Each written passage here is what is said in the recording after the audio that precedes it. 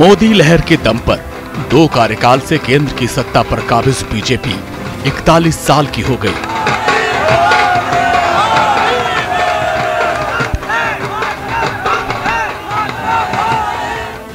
– 2014 से बीजेपी के अच्छे दिन आए, क्योंकि इन 8 सालों में प्रधानमंत्री नरेंद्र मोदी के गाइडेंस पर बढ़ती बीजेपी आज उस मुकाम पर पहुंच गई जो उसने कभी सपने में नहीं सोचा था। –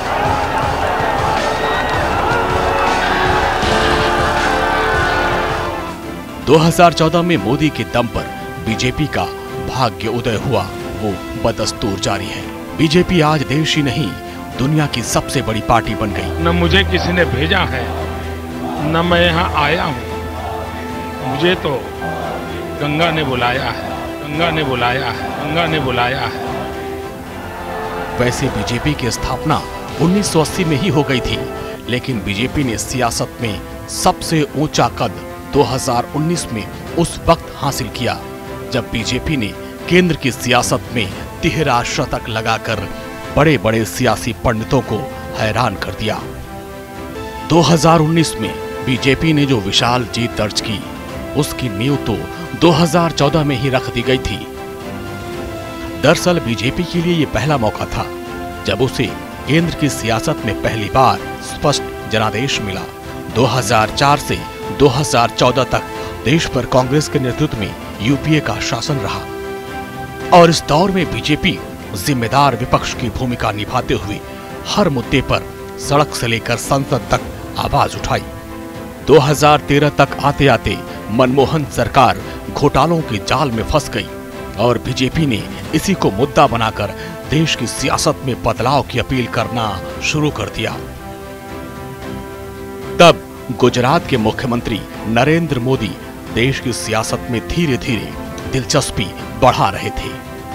एक वक्त वो भी आया जब एक बड़ी आबादी ने नरेंद्र मोदी को चुनाव से पहले ही देश का नया प्रधानमंत्री मान लिया था। 2014 में बीजेपी ने नरेंद्र मोदी को प्रधानमंत्री पद का कैंडिडेट घोषित किया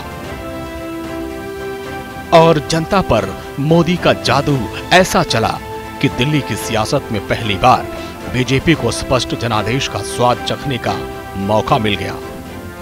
2014 के आम चुनाव में बीजेपी ने 31% वोटों के साथ 282 का आंकड़ा छू लिया। 16 मई 2014 ये वो तारीख थी जिस दिन भारतीय जनता पार्टी की मुराद पूरी हुई थी, जिसका सपना भारतीय जनता पार्टी सालों से देख रही थी। भारतीय जनता पार्टी को आम चुनाव में प्रचंड बहुमत हासिल हुआ था। 282 सीटें जीतने के बाद भारतीय जनता पार्टी का मनोबल हाई था।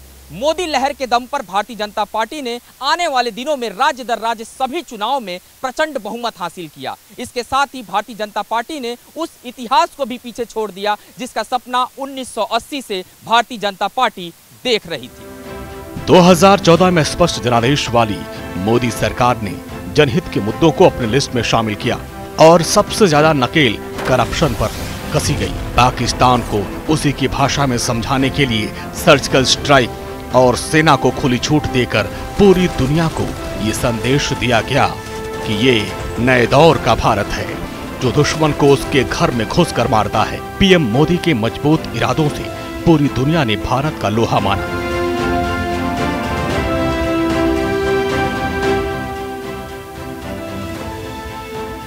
जिस पर फक्र हर भारतवासी को हुआ। प्रधानमंत्री मोदी ने खुद कई बार कहा कि वो प्रधानमंत्री नहीं, प्रधान सेवक है और जनता की सेवा करना उनका परमो धर्म है।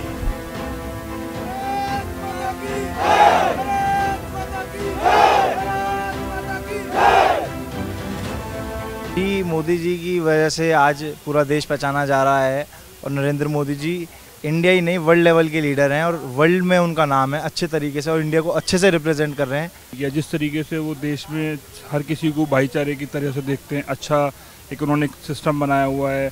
एक उनका नारा है सबका विकास सबके साथ सबका विकास। तो जैसे उनका शासन बहुत सबको पसंद आ रहा है और अच्छा लग रहा है। जब से हिंदुस्तान आज़ाद हुआ अब तक बहुत सारे प्रधानमंत्री आए, ये पहला प्रधानमंत्री है जिसकी पूरा वर्ल्ड मानता है। ऐसा नहीं था कि 2014 में पहली बार बीजेपी देश की सत्ता पर काबिज हुई। 2014 से पहले बीजेपी के संस्थापक अटल बिहारी वाजपेयी 1999 से 2004 तक देश की सत्ता संभाली। ये पहली बार था जब देश में बीजेपी के नेतृत्व वाली सरकार ने पूरे 5 साल पूरे किए, और वो भी गठबंधन के सहारे।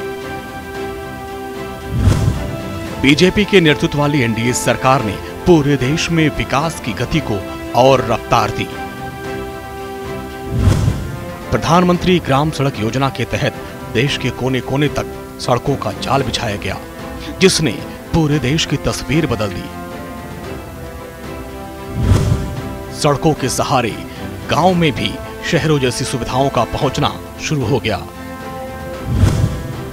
बदलाव की प्यार से पूरा देश चमक रहा था, और इसी वजह से बीजेपी ने अपना चुनावी स्लोगन दिया, शाइनिंग इंडिया। ये अलग बात है कि चुनाव में शाइनिंग इंडिया का दांव नहीं चला और 2004 में बीजेपी चुनाव हार गई।